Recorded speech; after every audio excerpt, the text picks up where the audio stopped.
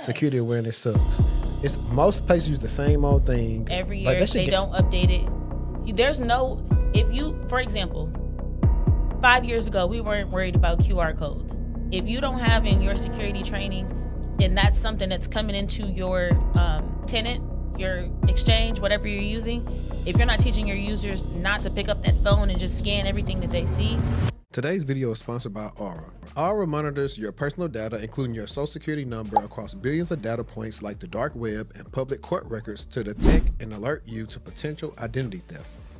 They give you up to $5 million in identity theft insurance should the worst case scenario happen. They also provide a bunch of other features to keep you safe online, all inside one app. You can go to my link right now, aura.com/textualchatter, to try 14 days for free. That'll be enough time for Aura to find out if any of your personal data is exposed. I highly recommend you do this right now because not only is the national public data not going to do anything to help you, they probably aren't even going to face any repercussions for this leak. I'm not leaving myself and my family vulnerable to data breaches. If you don't want either, you can go to aura.com/textualchatter to try 2 weeks for free. Now back to the video. I guess I will talk a little bit about DoorDash. Okay. So if you are a Dash passer like myself, meaning you subscribe monthly, DoorDash was recently hit with a social engineering attack, which means someone on the inside essentially was finessed. So a worker fell for a phishing attempt. The attackers got into internal systems and they were able to pull customer contact info. So names, emails, phone numbers, physical addresses. So their customers, their dashers, and the merchants were all affected. And of course, they did not disclose how many people were hit. Now, why this matters is because they said that no sensitive information was accessed. And let's add a yet on that. But I think sensitive information was. Mm-hmm. I just said what it was. Names, emails, phone numbers, physical addresses, that is sensitive information. So I don't really, know. You got a phone number and an address, that's a good combination. That's gold if you're a scammer, if you are trying to stalk or harass or whatever it may be to that person. Anything tied to your identity is sensitive. So I don't understand why companies are still hiding behind the definitions instead of acknowledging what the risk is itself.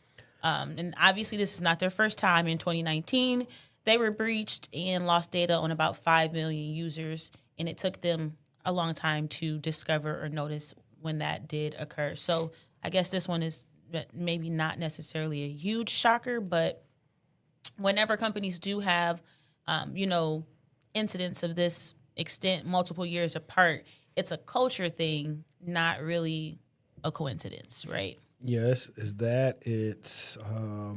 there really been no advance. It's like I want to know what they're doing for like their end user training. No, that's what I'm saying. This segment should be security awareness sucks. It's most places use the same old thing. Every year they don't update it.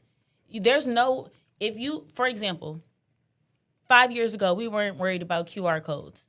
If you don't have in your security training, and that's something that's coming into your tenant, your exchange, whatever you're using, if you're not teaching your users not to pick up that phone and just scan everything that they see, if your users don't know how to report things as phishing, if reporting things as phishing requires them to forward the email to the help desk, we're even past that. So you'll be surprised at how many companies are not doing it because they don't have the time. But end users are the weakest link in the company. Let's go into different things that they don't even think about. How about telling the people at your company, only use your work phone for work. Do not try to cancel your plan and try to use your work phone for your personal. That is a lot. That's a lot. I ain't gonna lie, it's kind of smart. Like, we stayed at the company 15 years. I ain't got no cell phone bill. No. Call me right here. These companies have a lot of things that they can do with these EDRs. They can, but in all honesty, like, unless you are like working like in the government or like you handle a lot of sensitive information, they're not worried about it. They just they have a profile on it just in case, like, if your phone gets stolen, they wipe it and all that other stuff. But to be honest, I mean, it's a good idea, but it's bad because if you do get something happen or you download something on your phone that the profile didn't stop and they're able to SIM swap you or get information off of your phone and you're using the same passwords for your work stuff, that's how it can start leading to some things that happen over into actual enterprise environment, which is a different use case that people have to think about. Yeah. And also, a lot of companies have these solutions and they're not even using, they don't even know the breadth of different features they can turn on to augment, audit, alert on what is happening, right? Yeah. You can actually see the prompts that your users are putting into AI tools if you want.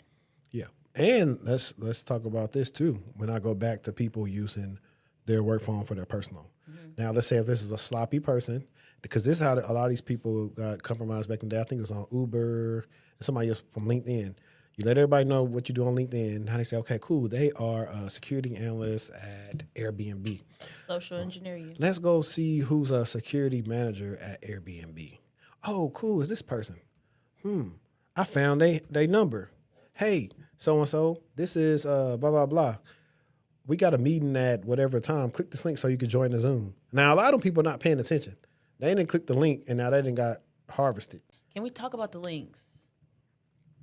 Y'all got to be careful. You got to be careful. You have to be careful. You don't want to be the person that is the cause of falling for ransomware, a phishing attack, or worse, whatever. You be careful. When in doubt, report it out. I report. I don't care what report.